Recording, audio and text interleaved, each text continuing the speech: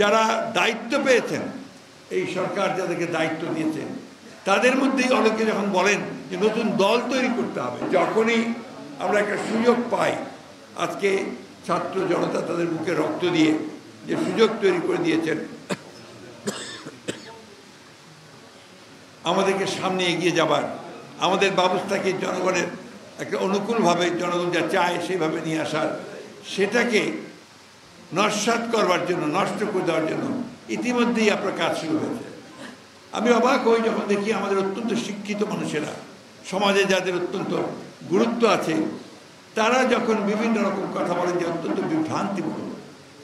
যারা দায়িত্ব পেয়েছেন, এই সরকার যাদেরকে দায়িত্ব দিয়েছে, তাদের মধ্যেই অনেকে যখন বলেন যে নতুন দল তৈরি করতে হবে, তখন বিস্মিত না হয়ে পড়া যায় না।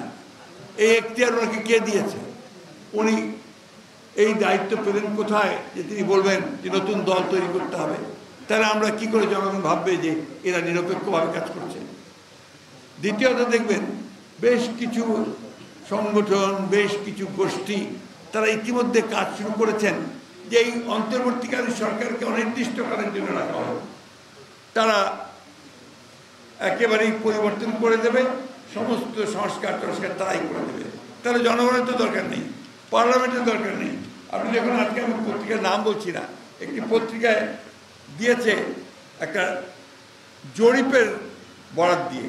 এই জরিপ কারা করেছে আমি ঠিক বলতে পারবো না, নাম দিয়েছে ব্র্যাক ইনস্টিটিউট। আমি জানি না তারা কীভাবে জরিপটা করেছে।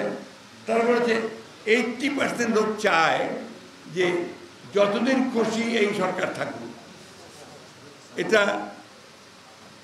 আমি জানি না তারা এই কথাগুলো থেকে পেলো, কীভাবে পেলো, কিন্তু জনগণ এটা কোনোদিনই মেনে নেবে না।